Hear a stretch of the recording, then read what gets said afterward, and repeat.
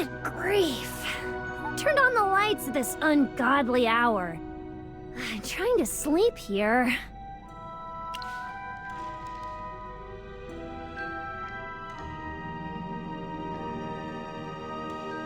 Whew. Ugh, I knew it could only be you, my dear Merlin. All right, what do you want? Whew. Ugh, it's too early to be awake. The library's been rather empty lately. Exams are almost over, and the semester break is just around the corner. Don't I deserve some downtime? Getting a little bit more sleep won't hurt.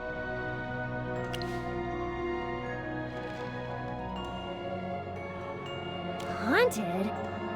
You actually believe that? Wait, is this your excuse to make me work overtime?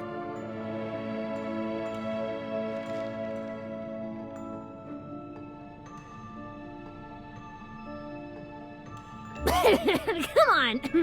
Students just love to spread rumors like this. I have nothing to do with it, my dear Merlin. It must have been a spirit summoned by some mischievous student. Whatever the case, I'm in the clear. The ghost isn't bothering anyone, and there's no rule against it. Let's not worry about it too much. I'm the rule book, remember? I know the right thing to do. Just let me take care of this.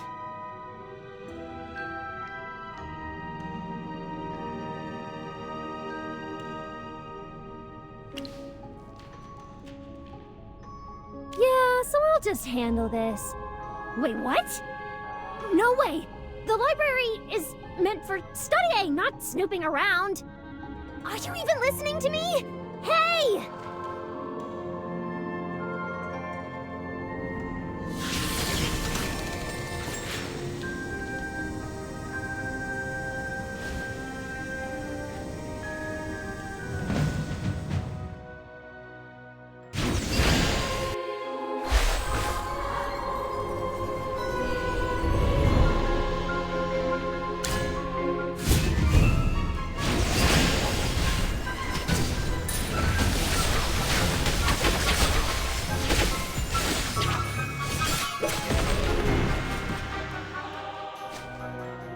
Nothing to be afraid of.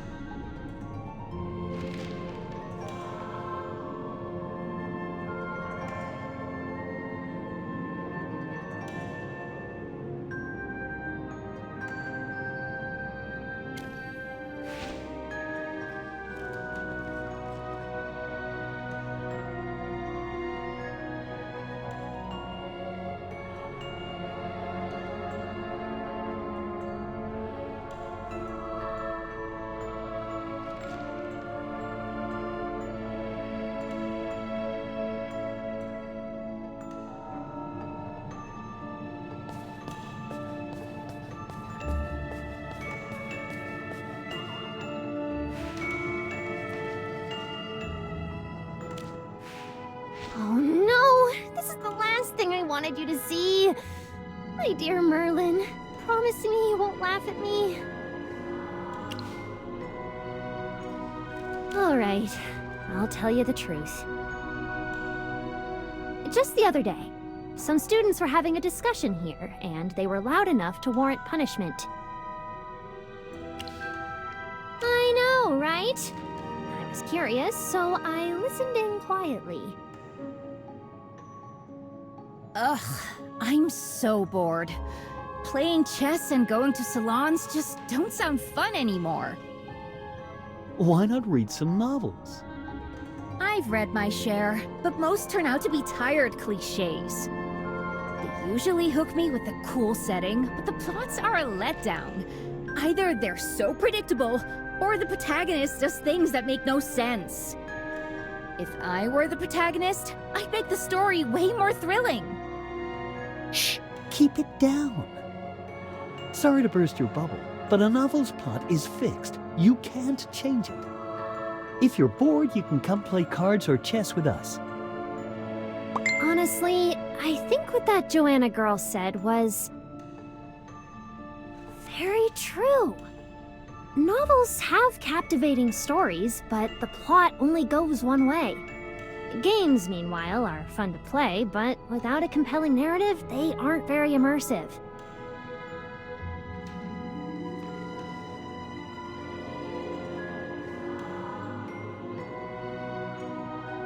So, as the Rule Fiend, I decided to create a new game that blends an intriguing plot with fun mechanics. This way, we can have the best of both worlds. Players can take on different roles and shape the story through their choices and a touch of luck. A game master oversees the rules and story, while everyone collaborates to create an epic adventure.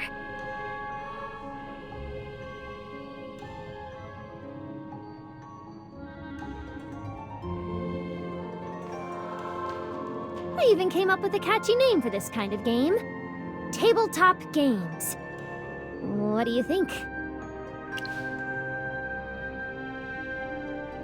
It's my original idea, though someone else gave me the inspiration. Anyway, these books here hold the storylines and rules for the game I created.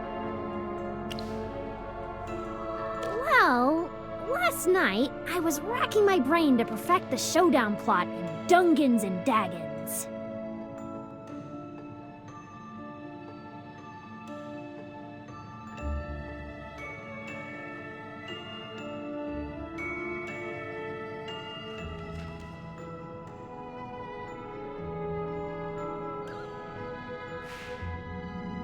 Yes, that's more like it. Cry out in despair, writhe in agony. Nothing pleases me more than seeing your souls burn in everlasting flames. I'm setting the world ablaze. Let anguish devour you all! Now this is the perfect vibe for the ultimate villain. The Game Master can use these few lines and improvise the rest. So, that's what happened. I didn't break the completely one-sided contract you forced on me all those years ago.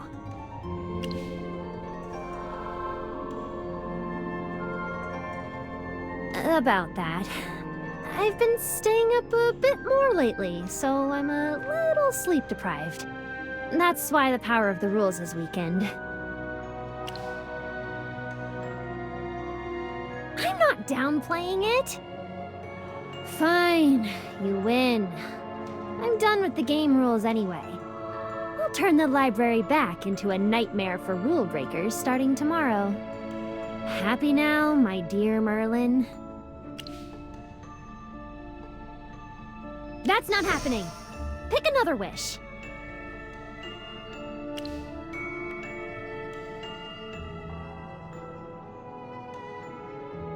I can tell what you're getting at.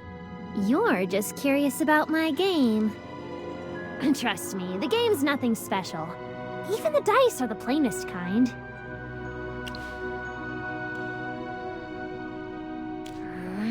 You're overthinking it. Would you show your writing to just anyone? I may be a Hypogean, but I have a fragile ego.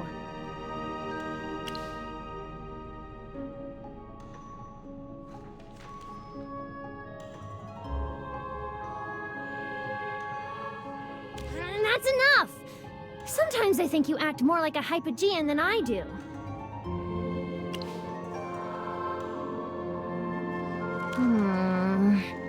I did spend a long time working on it.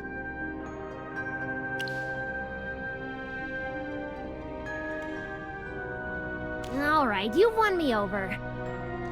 But the game's designed for multiple players, and right now, you're all alone. Clearly you love games just like I do. If only you could also understand my need for a break. Alright, take a seat while I go fetch 2 poor souls who need to work overtime.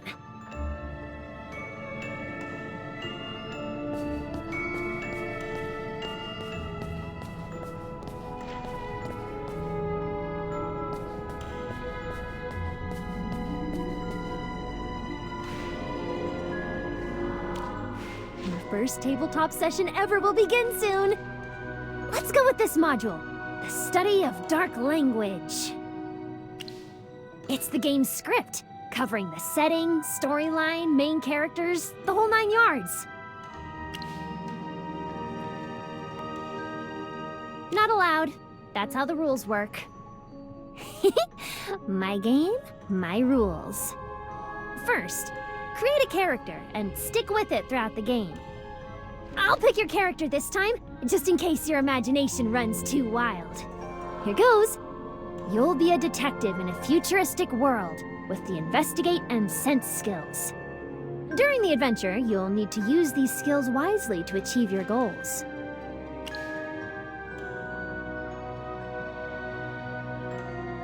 This is how role-playing works. Stop interrupting and just go with it.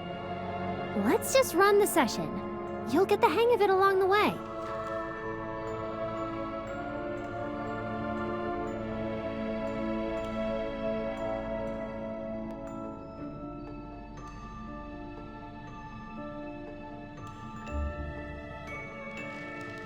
It was a tumultuous era, with industrialization bringing wealth and opportunity alongside pollution, violence, and crime.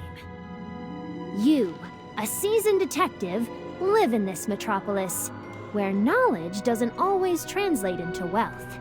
The cost of living is high, and you have barely enough to get by. Unable to rent an apartment on your own, you've moved into a shared unit on Elementary Avenue. Now you meet your flatmate, who's shaking your hand. Nice to meet you. He's your flatmate. Flatmate! Stay in your character! Here's a friendly reminder. You can use your investigate skill on your flatmate now to gather more information.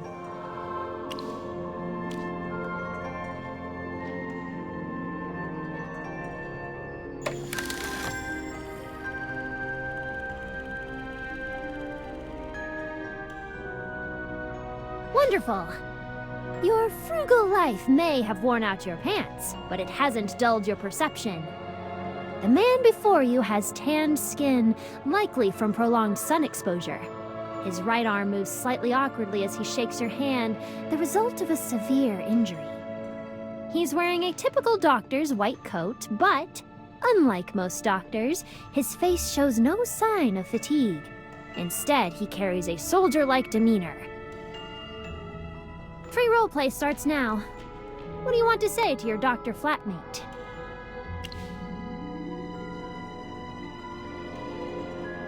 Good, you're catching on fast. Amazing.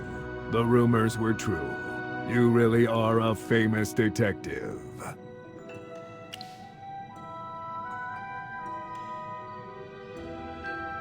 Just bear with it. We can't expect too much from a campus guard. Please, let me be your assistant. I'll do my best to support you.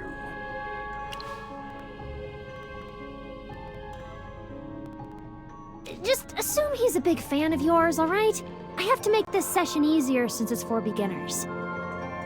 Now, we're moving to a new scene, with a new character joining in. You must be the famous detective. I'm Inspector Lestrade, and I need your help with a tricky case. You'll be handsomely rewarded when the job's done. Come with me. Along with your assistant, you follow the inspector to the crime scene. On the bumpy ride through the slums, the fog grows thicker and your anxiety mounts.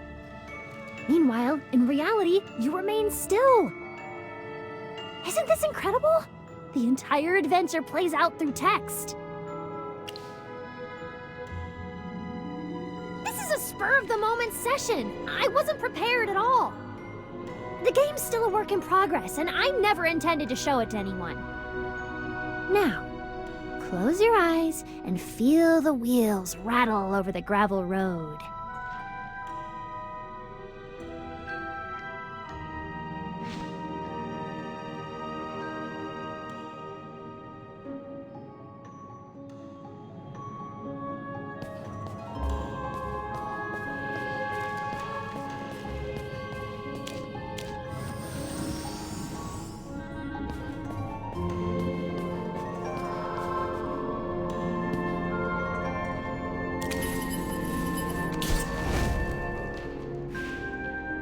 You find yourself in a typical, modest bedroom, much like any other in a low-cost apartment. But with a body on the floor, it has turned into an unusual crime scene. The body is riddled with gruesome wounds, and some fluid is oozing out. Is it blood? You can't be sure. The thick, dark fluid splatters all over the room, some of it congealing on the faded wallpaper.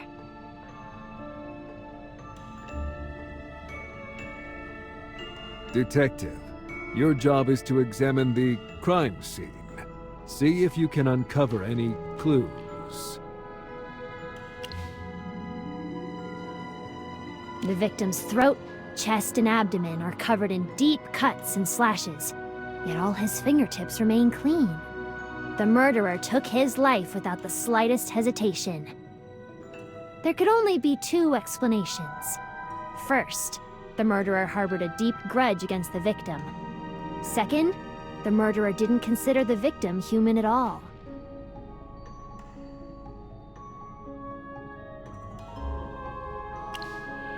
The fluid trickles from the victim's throat and chest.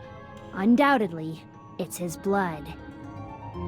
The way it soaks into the tattered rug and stains the wallpaper creates a grim work of art.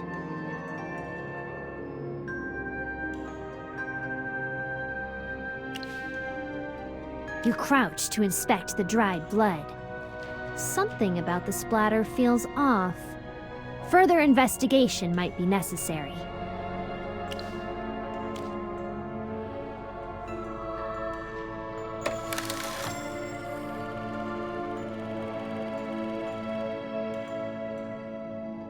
So lucky, Merlin!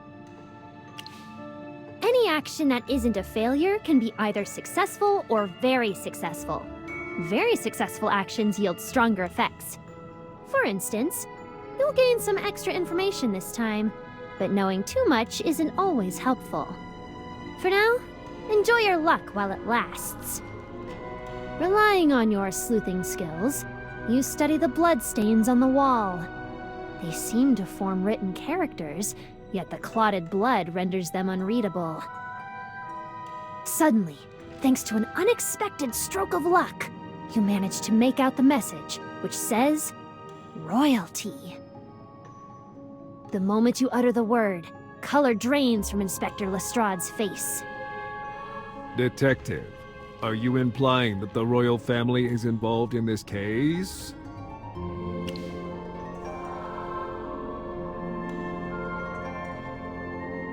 So, the murderer left this message, and the motive could be linked to the royal family.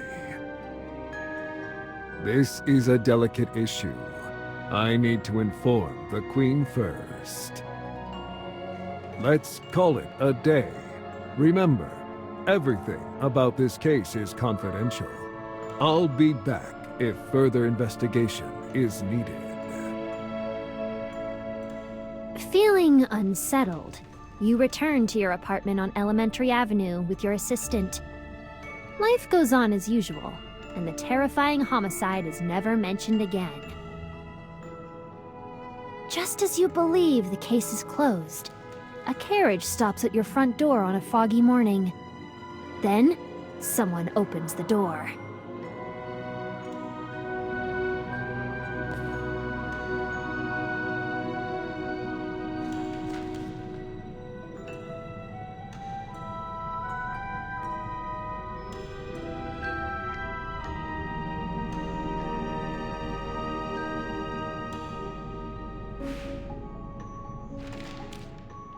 Your deduction was correct, Detective. The Queen is deeply concerned about this case and wishes to discuss it with you in detail. Please come with me to meet Her Majesty. Can't believe it. We have an audience with the Queen. This is an incredible honor.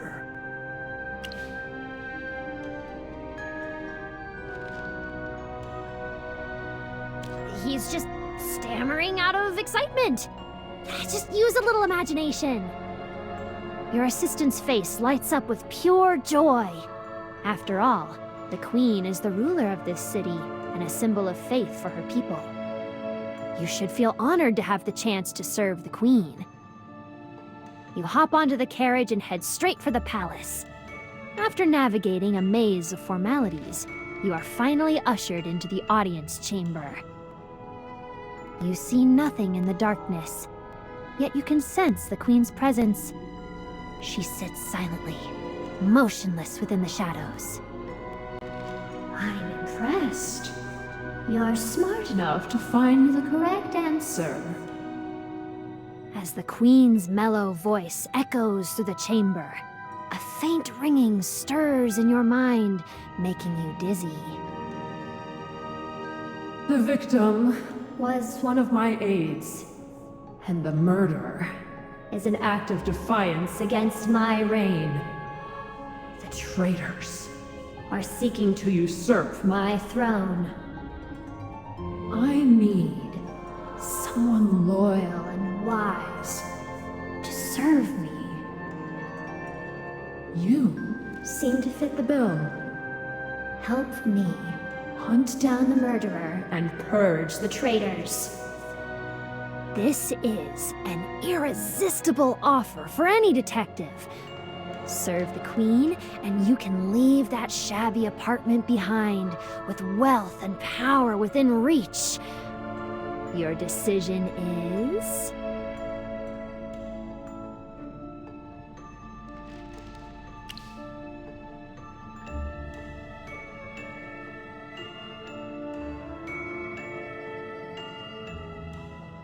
I've taken it out so you won't stray too far from the plot.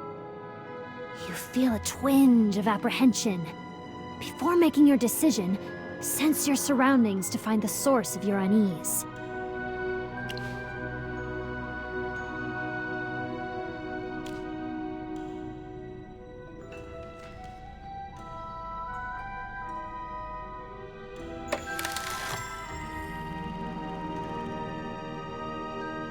You peer into the darkness, trying to discern the Queen's face.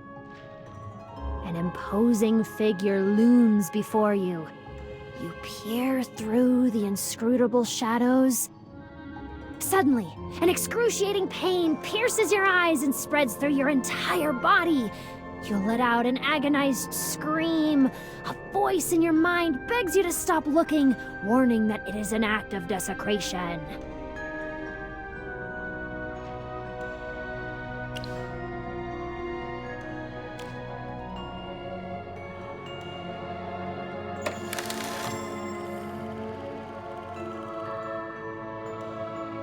Your assistant is a bundle of nerves. He clenches his right fist tightly, and his injured shoulder tenses even more. He feels not just excitement and nervousness, but also an overwhelming terror.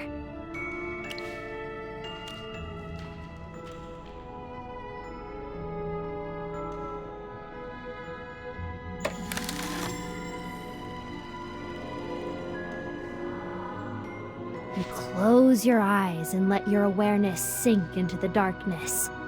Your vision feels sharper than ever. You see a colossal figure and its shadow. She, a being wholly unlike you and your assistant, lurks within the inky darkness. Numerous tentacles hover around her, watching you with a calm yet deadly intensity. The Queen. There's something off about her. Or rather, about it. No, it's something far more mysterious. An existence more incomprehensible and unnameable than anything you can imagine.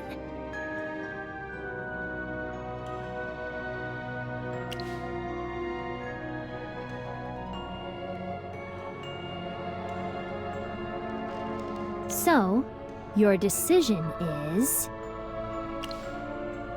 You've made up your mind. Just as you prepare to turn away, the entire chamber quakes. Amid the rising fog, a shadowy figure slowly inches closer. Mucus oozes through the cracks in the chamber. The floor melts, the ceiling warps, and the entire space twists into a vortex. At the same time, you realize something is devouring you. Traitor! The Queen seethes at your defiance. Her countless limbs thrash violently, reaching towards you through the fog. The ends of her limbs crack open, revealing eyes that stare at you. They are the Queen's eyes, scrutinizing you, the mouth-watering meal about to be consumed. You and your assistant are about to wind up in the monster's stomach. Fight for your life while you still can. I'm not ready to die yet. You're hurt and can't fight after looking the Queen in the eye. Tell me what to do. I'll do my best.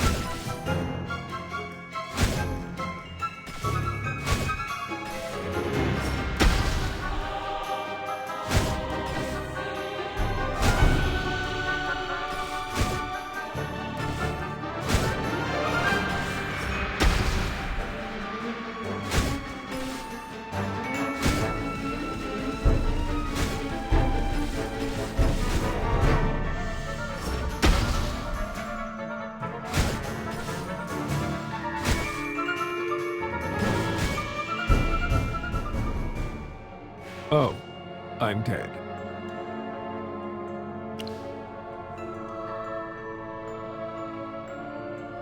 Exhausted.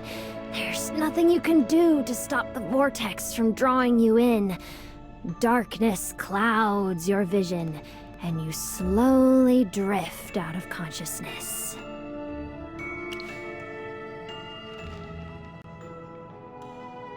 Don't speak like the guard!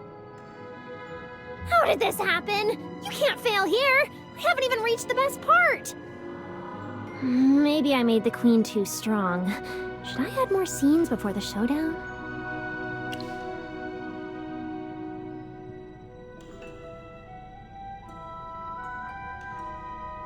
We can't expect too much from the guards, right? They only know how to follow orders. Ugh, it's so frustrating that our first run ended just like that. Really? I'll make it better, if there is a next time. You're right. It's a multiplayer game, after all. Sadly, you're the only one who can play this game. Our contract prohibits me from appearing in front of the students.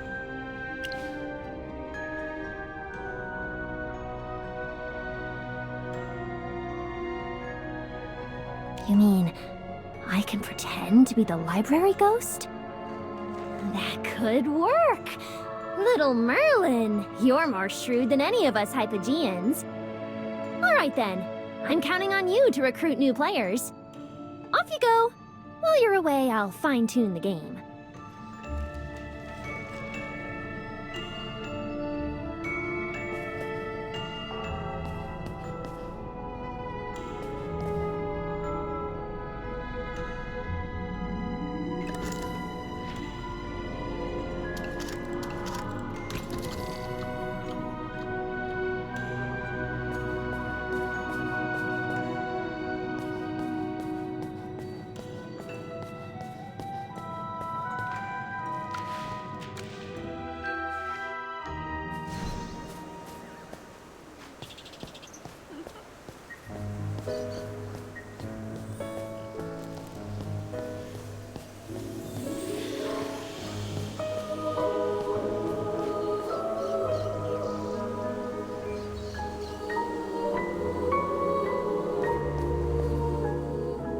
Cassidy, are you here for the library ghost too? No, I'm just here to do some revision. Wait, what did you say? Library ghost? People are saying the library's haunted. Merlin went in to investigate yesterday, and she hasn't come out since. Goodness, could Merlin be in danger? We should inform the professors. No, there's no time. We'll help her ourselves.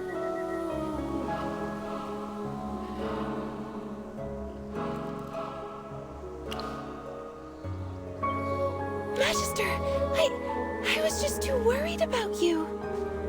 What did you see in the library yesterday?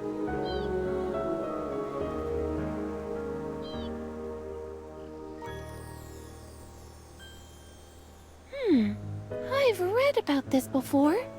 Spirits that fail to reincarnate can get trapped where they died and slowly turn into malicious ghosts. Looks like the library isn't safe anymore.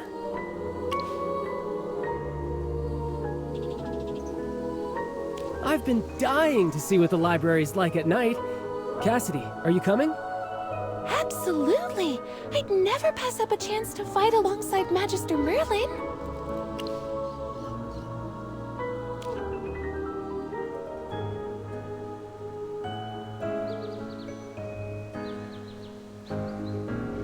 Got it! I'll be well prepared and won't slow anyone down. Should we invite Pippa? She's very intuitive and ridiculously lucky. I'm not sure if Pippa would be interested. She's always the first to bolt when someone tells a horror story. But her curiosity always makes her stick around. She might actually say yes. Cassidy and I will go get Pippa. Let's meet at the library's side entrance tonight.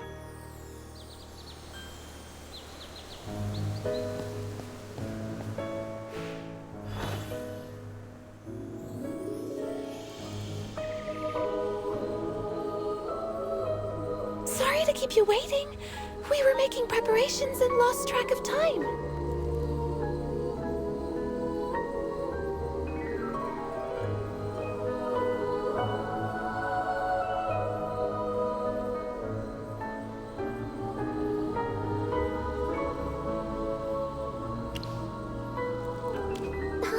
Honestly, I'm still kind of scared, so Cassidy and I made some enchanted amulets. Hopefully they'll work. I'm sure they'll come in handy. Remember, even Merlin struggled against that ghost. It's one tough nut to crack. Speaking of which, has that ghost gone into hiding? The library looks completely normal today. I don't sense anything off either. It's just so quiet around.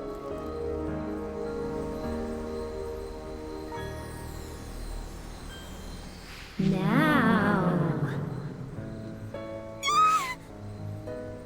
Watch out! What was that? Was it the ghost?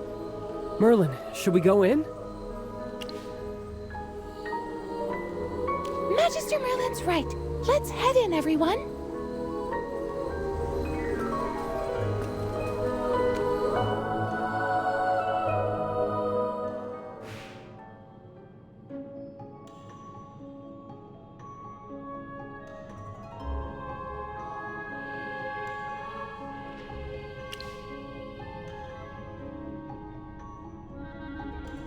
Jura above! Why on earth is it so crowded in here?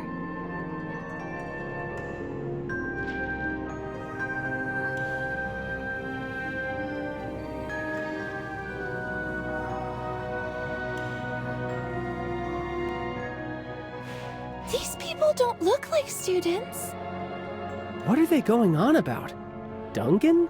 Huh, I've never heard of that place. Who are these people? And why haven't the gods thrown them out?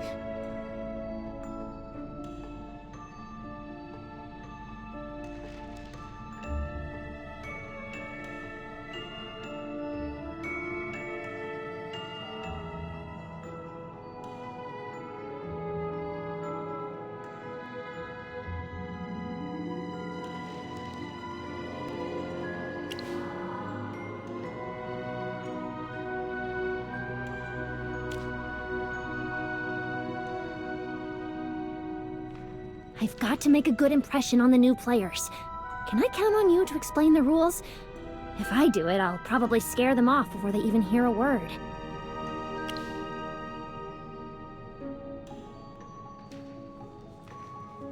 Should we dispel them?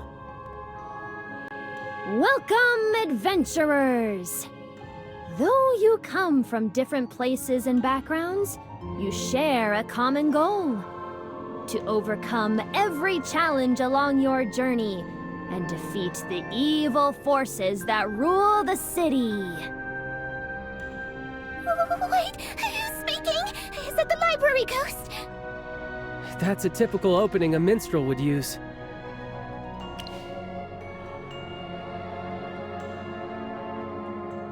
Magister Merlin, is it up to us to help her finish her story so she can move on? I hope she actually leaves once we help her. Come forward and begin your adventure now.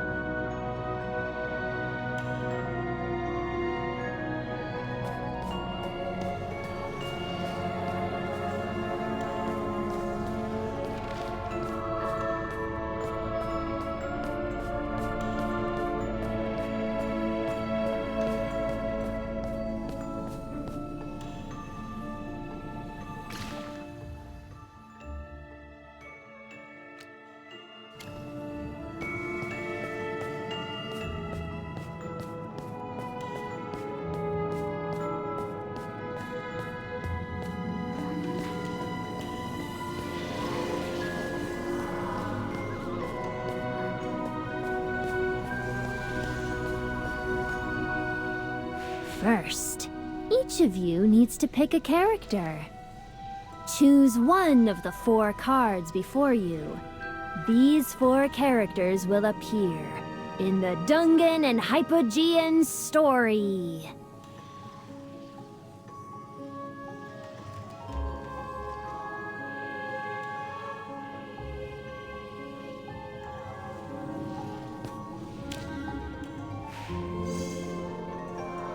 really are 4 cards here.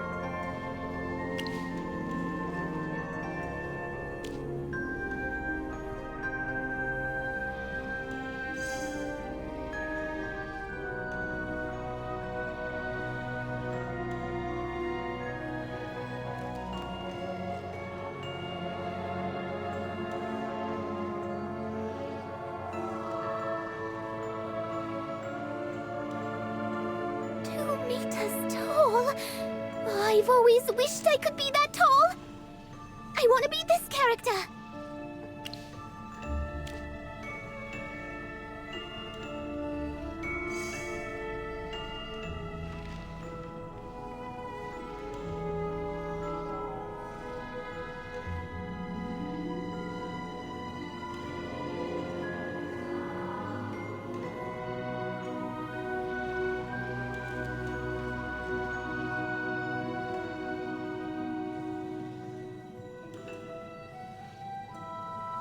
Mage?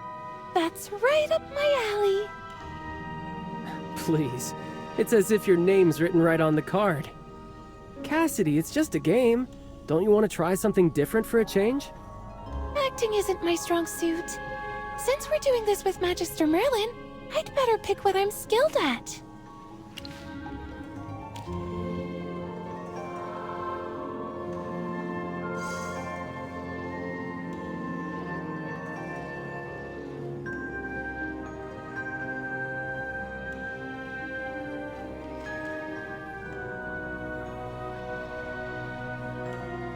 Interesting.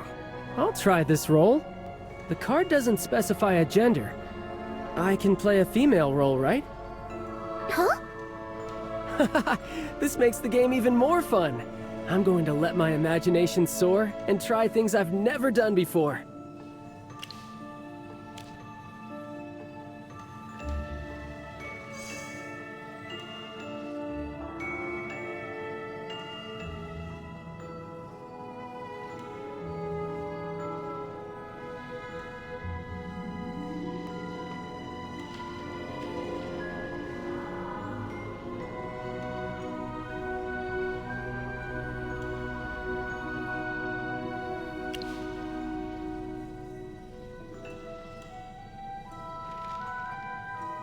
Now that the characters are assigned, the story officially begins. A notoriously brutal Hypogean is rumored to be committing atrocities across the city, but few have actually seen it. The Hypogean is said to lurk in the deepest shadows, its whereabouts known only to its loyal minions. You ask around the city for clues, and learn that one of its minions frequents this tavern. Looks like we need to find the minion in the crowd and dig up some leads. Leave it to me. I'll play some music, show off a few moves, and people will naturally come to me with information. Are you sure you can pull that off, Sylvan? All right, you're the dancing poet. Can't believe you're already in character.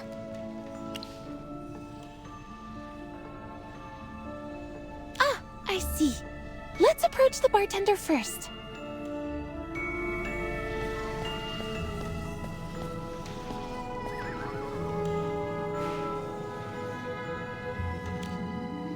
Welcome to the Rye. What can I get for you, new faces? Hi, have you seen any of the Hypogean's minions around here?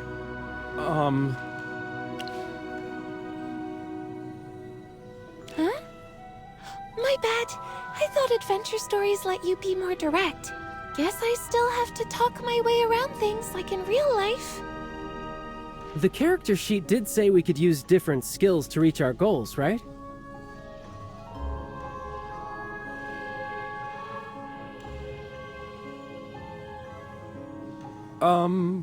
Why are you all staring at me like that?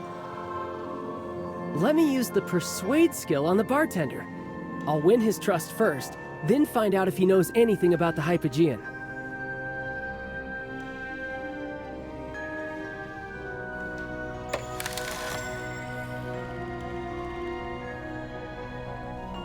After acting clueless for a while, the bartender finally gives in.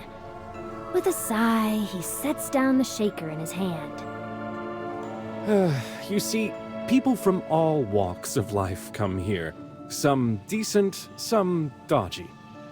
But we don't go blabbing about our patrons, and that's how we stay in business. I can't tell you anything. Please leave. The bartender still won't budge. Maybe it's the wrong skill?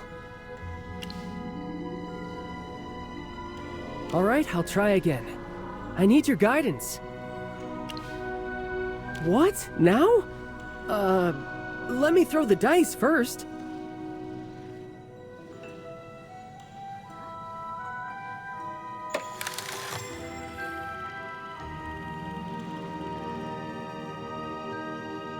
The dancing poet performs a melancholic opera for the bartender.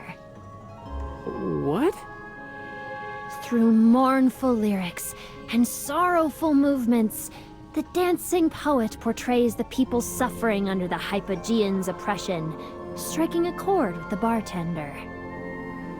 This skill is so powerful. I had no idea things were this bad outside, and yet I was still defending that Hypogean. I'm such a coward. That minion you're looking for isn't here, but I do know a thing or two about the Hypogean. I'll tell you everything. If you head north from here, you'll reach a forest called the Sinister Swamp. It's teeming with fearsome hypofiends that even seasoned adventurers keep their distance.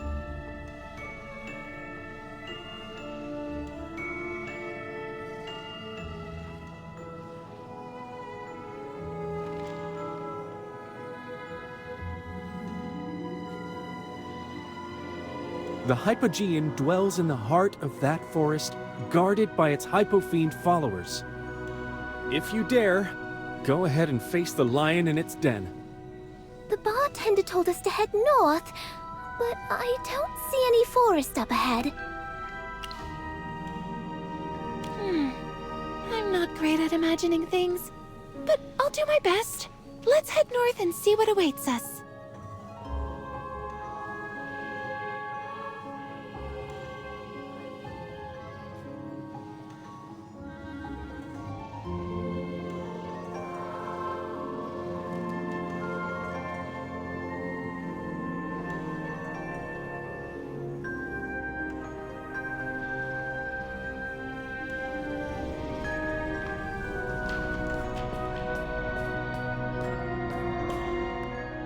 You step into the forest, carefully navigating around the swamps.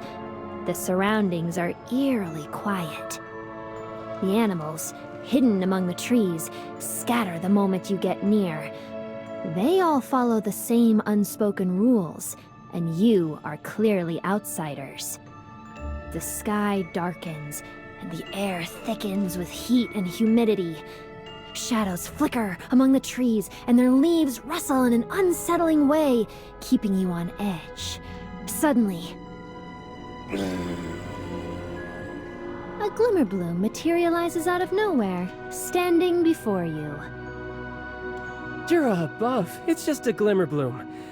I thought the Hypogean was ready to jump at us. But I can see a Glimmerbloom right here! How did it get into the library? It must be part of the backdrop, like those patrons in the tavern. Magister Merlin, what should we do?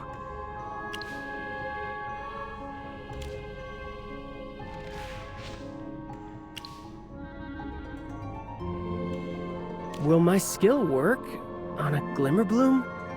I'll give it a shot.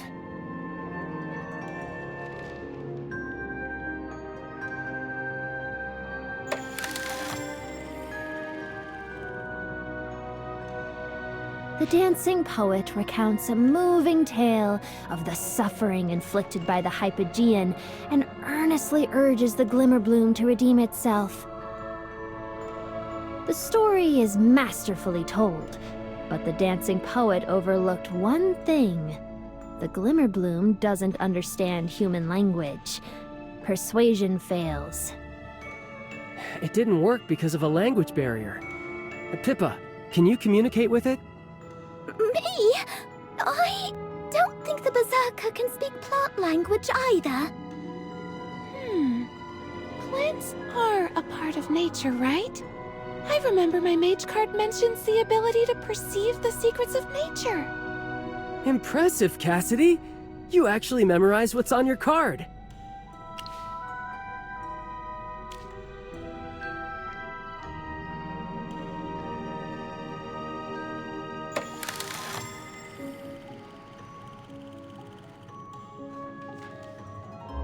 Everything in Dungan is deeply connected to nature.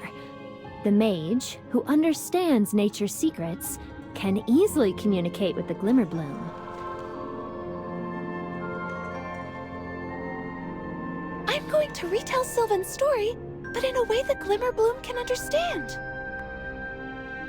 Soon, the Glimmerbloom covers its face with its leaves and begins to weep. I'm tired of narrating everything. Your turn, Glimmerbloom. Evil Hypogean. Didn't know. It bad to you too. The forest. Our home. Evil Hypogean. Drove us out. Turned us into bad Glimmerblooms. We want to fight back. But Hypogean too strong. Good people. Beat Hypogean. Help us. I show the way. The Glimmerbloom waddles forward and points toward the east with its leaves. Looks like the Hypogean is somewhere in the east. No time to lose. Let's go.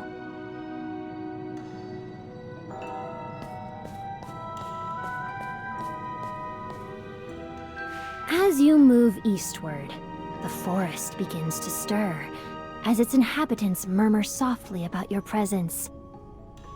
The air is cold and oppressive at the heart of the forest. A foul stench rises from behind, accompanied by the sound of labored breathing. Everyone, be careful! This snow monster seems to mean no harm. Maybe it's friendly, just like that Glimmerbloom from earlier. I know the drill. Time to use one of my skills to make it talk, right? Alright then. Perform it is! Wait a minute, Sylvan. Why would it want to see you perform? Don't forget I'm now skilled in both dance and poetry. I'll charm the snow monster with my moves and turn it into our ally.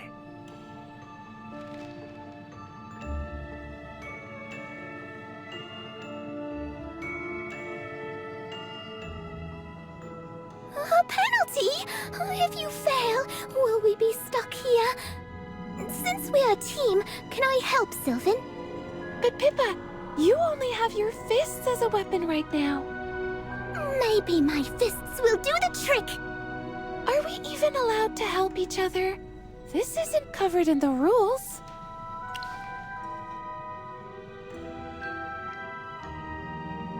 Collaboration wasn't in my original design, but I like the idea. It's a green light from me. Pippa can assist Sylvan. As a professional game master, I'll improvise.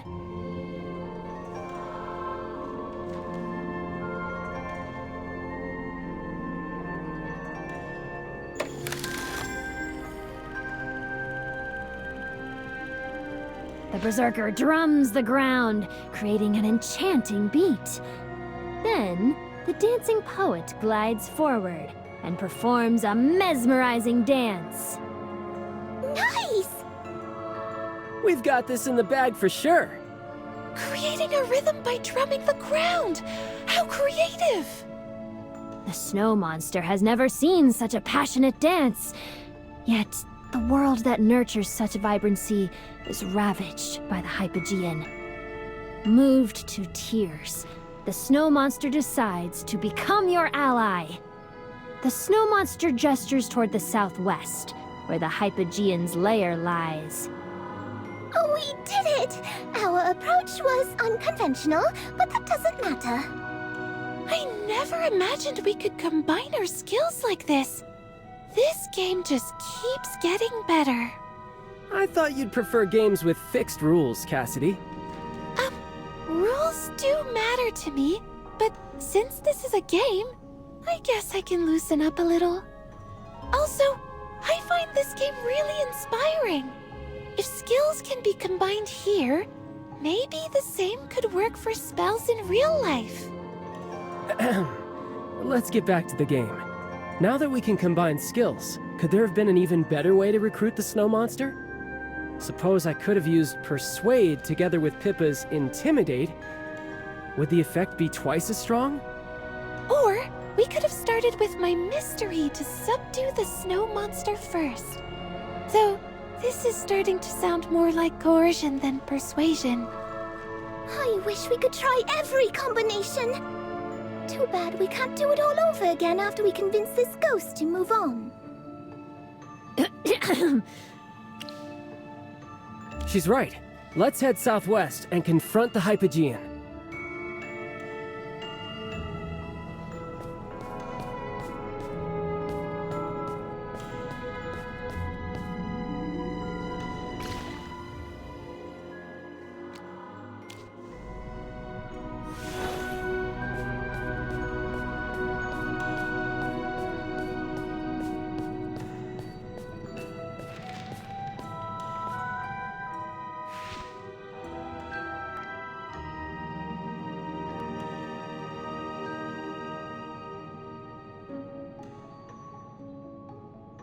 You've reached the Hypogean's lair, Legend Makers. Are you ready to face the Hypogean inside? Very well. With the rogue's consent, those Merlin names as companions here in the library may face the Hypogean face to face. And incorporate them into the agreement!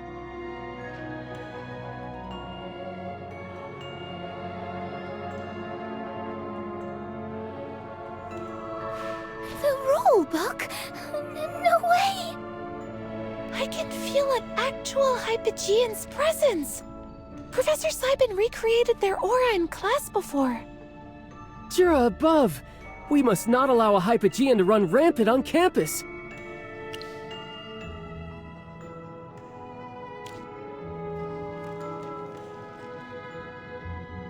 Hold on.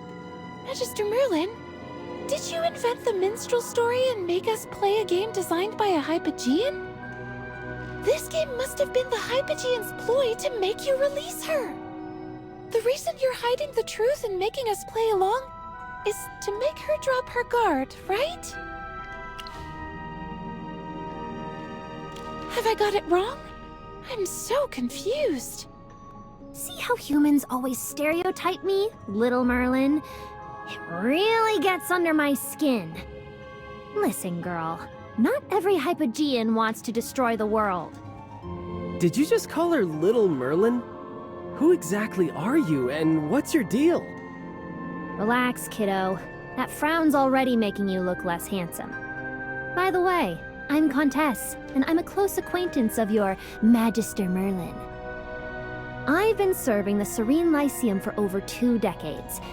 In all that time, no more than 3 people have spoken to me. And I felt even lonelier after little Lamar died. Can you imagine having no one to talk to and nowhere else to go after finishing a long day of hard work?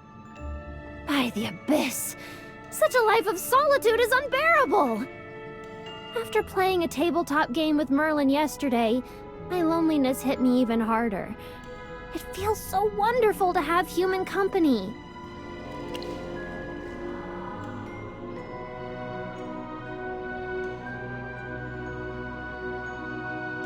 Just admit I'm brilliant. Either way, I'm still the wicked, despicable final boss of the story. Unhappy with me? Then strike me down and seal me away. But know this. The Serene Lyceum will be left without its lively and practical school rules. Excuse me, there's one more thing I don't quite understand. Comtesse, right? If all you want is your freedom back, why not just trick Magister Merlin into amending the agreement? Think outside the box, girl. Freedom and rules can be understood in more ways than one. You see, games are about following the rules and challenging them. A game can't exist without rules, and it isn't fun if everyone just plays by the book. True liberty requires limits, and absolute freedom is no freedom at all. It actually amuses me to see students flout the rules from time to time. So, even if I could have turned Merlin into an idiot overnight and manipulated her into changing the agreement, I still wouldn't do it. That would spoil all the fun.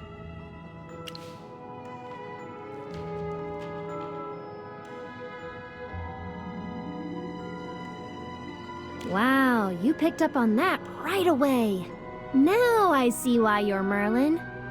Now, that's enough explanation. Whether in the game or in reality, I, the Hypogean, have appeared. Legend makers, come forward and prove your might by besting me! Cry out in despair, writhe in agony. Nothing pleases me more than seeing your souls burn in everlasting flames! Dang! Her face and tone flipped in an instant. Magister Merlin, since you placed your trust in this Hypogean, I will as well. We need your guidance to finish this game.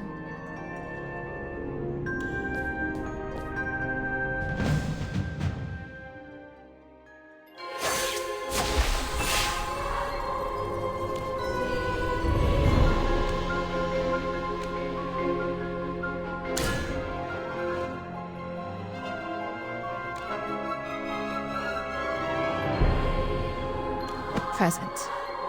Your command? No need to cheer.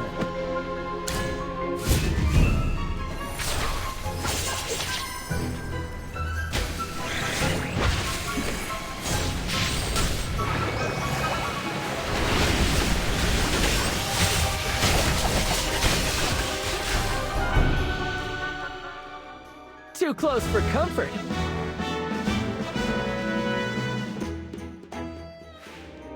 The Hypogean unleashes a furious howl, unwilling to yield to defeat. Flames erupt, devouring her greed and sins until only ashes remain. You watch the flames burn with ferocity. No one knows if the Hypogean will rise again, but for now, victory is yours. You've defeated the Hypogean and freed the sinister swamp and Dungan from her oppression. It has been a rewarding journey for all of you. Pippa, the Berserker.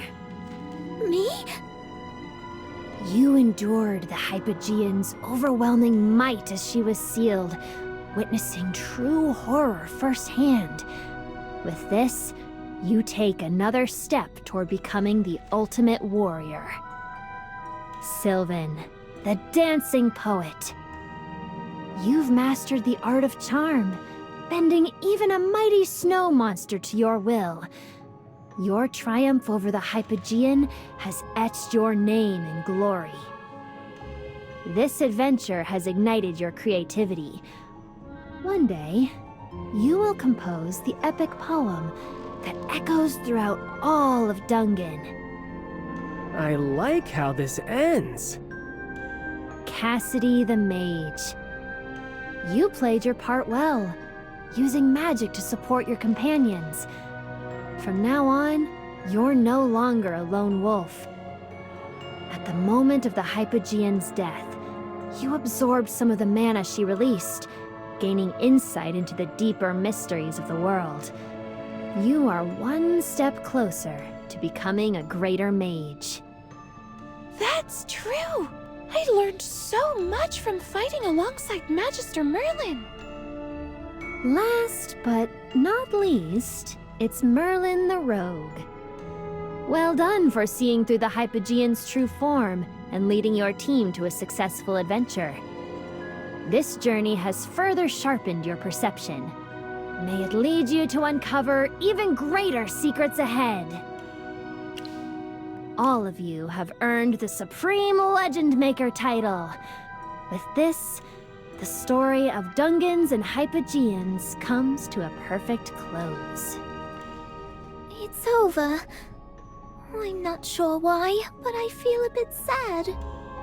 I guess it's the same emptiness I always feel after finishing a page-turner. Over? Not even close. This is just one chapter in a saga, and your journey will continue in the future. This is the charm of tabletop games. You can experience as many adventures as you like, brought to life through words and imagination. You're right. Things are definitely not over. The Hypogean in the story has been defeated, but one still stands right before us. Oh, is this about me now? Well, I'm not about to work overtime just to sit through your meeting. Please talk some sense into these kids, little Merlin.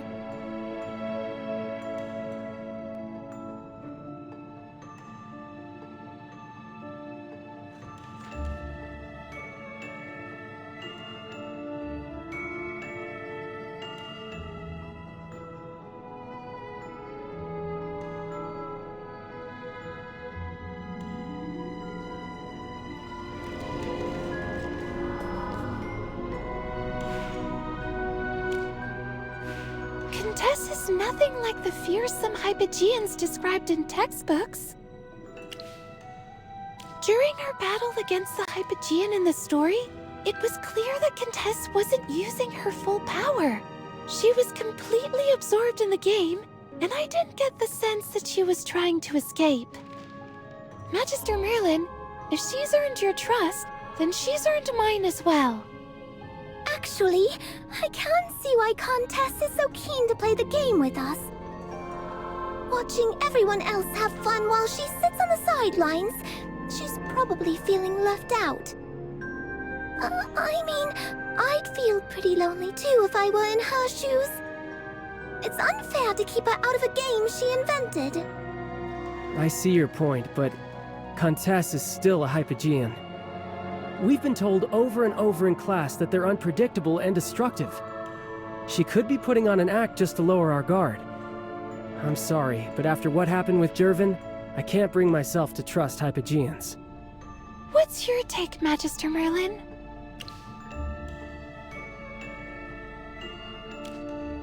Seriously? This again? Same thing as last time. How boring. I couldn't sleep with you guys babbling nearby. All right, let's vote.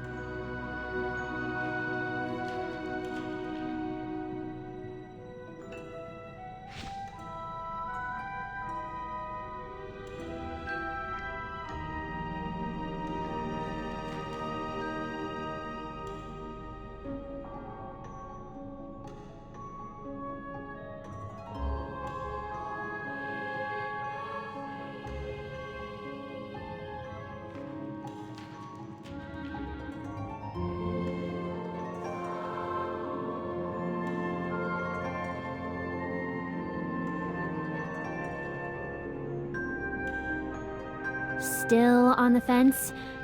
I'm not in a hurry, but these kids are waiting for your verdict, and the tension's building.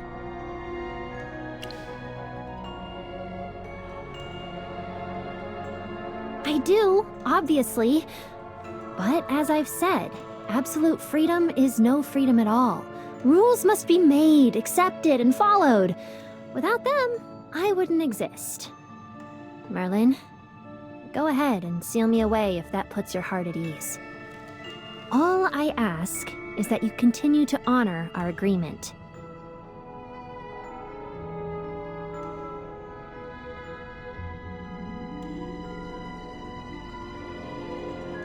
Magister Merlin? Take your time. This isn't something you can decide in a heartbeat.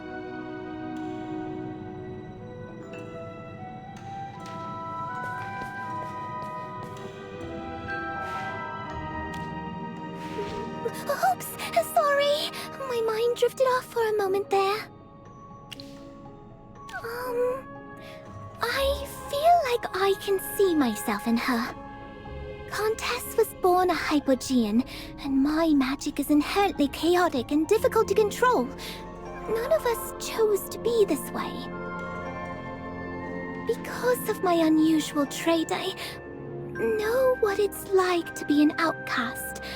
I think she must have gone through something similar. I was lucky to meet Professor Solis. She believed in me and got me into the Serene Lyceum. So now, I want to give Contessa a chance to prove herself.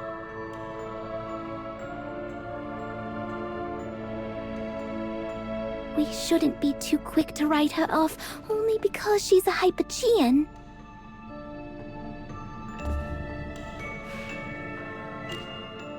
You look stumped. Can I help?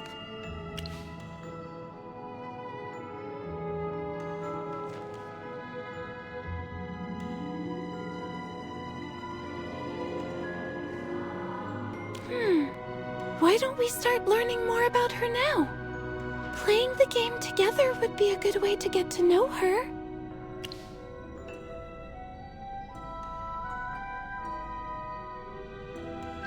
No!